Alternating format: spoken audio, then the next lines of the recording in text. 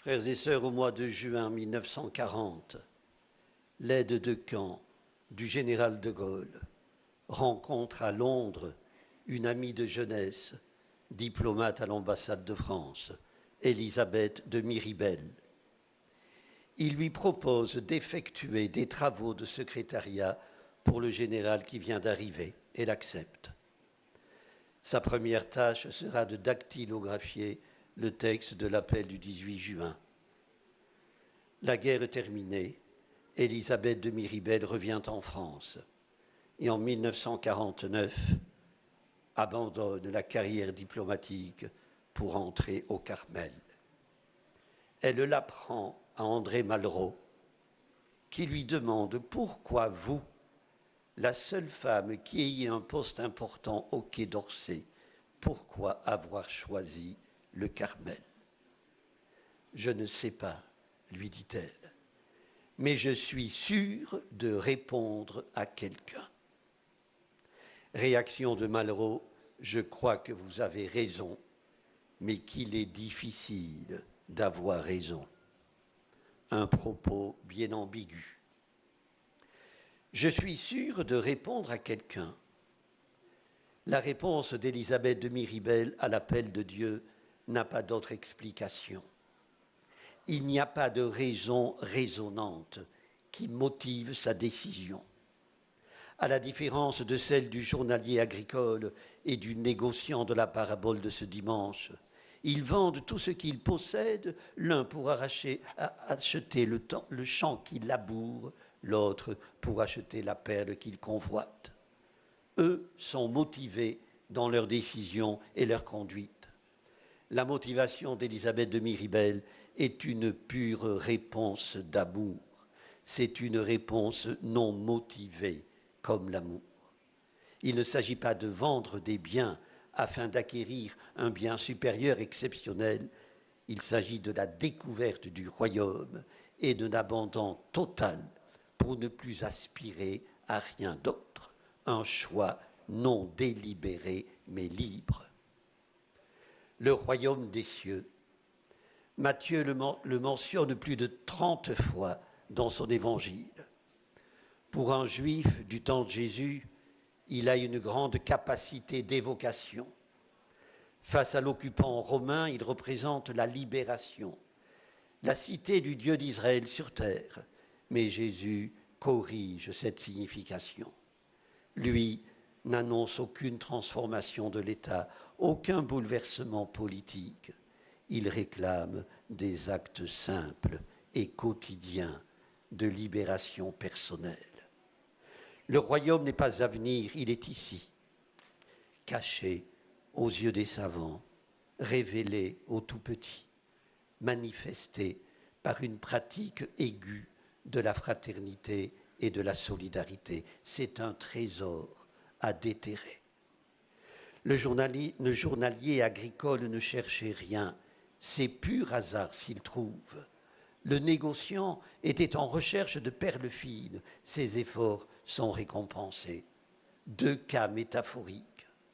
D'autres exemples montreraient que le trésor est parfois révélé inopinément, parfois à la suite de longs tâtonnements, que chaque fois sa conquête ne se fait pas à petits frais. Il faut tout laisser dès qu'on l'a trouvé. Le jeune homme riche ne pourra s'y résoudre. Frères et sœurs, nous le savons bien, la grande masse des croyants est engluée dans le monde et s'endort, comme le lui reproche le pape François. Qui a vraiment la passion du Christ, c'est qu'il vaut de renoncer à tout pour le suivre. Heureux ceux qui l'ont découvert par amour, comme Élisabeth de Miribel. Heureux aussi ceux qui le cherchent avec patience et détermination. Salomon demandait à Dieu un cœur attentif pour qu'il sache discerner le bien et le mal, c'est grande sagesse. Elle conduit à se défaire de ce qui racornit une vie, les soucis inutiles, les charges futiles, les habitudes qui stérilisent, la pression des modes, autant de tyrans qui enlèvent le goût du royaume, de le chercher, de le partager. Double tâche, chercher et partager. Elle requiert de l'écoute, du silence. Elle contraint à se rendre disponible, à ouvrir son cœur. Frères et sœurs, la parole de Dieu est un trésor qui appelle une décision, un choix.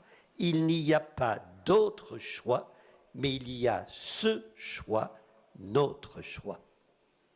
Et choisir aujourd'hui, ne pas remettre à plus tard. Les sages d'Athènes prirent un mauvais parti quand ils refusèrent d'écouter Paul leur parler de résurrection. Nous t'entendrons là-dessus une autre fois. À ce renvoi à demain, il n'est pas compatible avec une course au trésor. Frères et sœurs, profitons de ces vacances pour nous lancer tout de bon à la quête du royaume. Elle commande de réordonner les priorités et l'invite à partager notre découverte. Certes, nous n'accourrons pas comme André vers son frère en criant « Nous avons trouvé le Messie », ni comme Philippe vers Nathanaël, celui dont il est écrit dans la loi de Moïse et chez les prophètes, nous l'avons trouvé. Mais que serait un croyant qui, ayant trouvé le trésor du royaume, ne ferait part de sa découverte autour de lui? Un avaricieux. Frères et sœurs, le royaume de Dieu est au milieu de nous. Derrière les images du trésor caché dans le champ, de la perle la plus belle, apparaît un visage, celui de Jésus. Qu'il nous donne un cœur écoutant. La sagesse de comprendre que notre monde, si ravagé soit-il, n'est pas un champ de ruines, mais qu'un trésor y est caché. Apprenons à discerner le visible derrière l'invisible. Ouvrons les yeux aux merveilles de dévouement que la charité et le service déploient autour de nous. Risquons-nous sur les sentiers de la confiance. Ne restons pas reclus dans nos petites principautés. Débarrassons-nous des quelques biens amassés. Ils sont exposés au mythe et à la rouille. Recherchons avec passion le trésor qui donne un sens à notre vie, la mobilise et l'irradie. Dans ce vital dessein, Notre-Dame de Lourdes nous stimule et nous accompagne. Amen. Prions le Seigneur.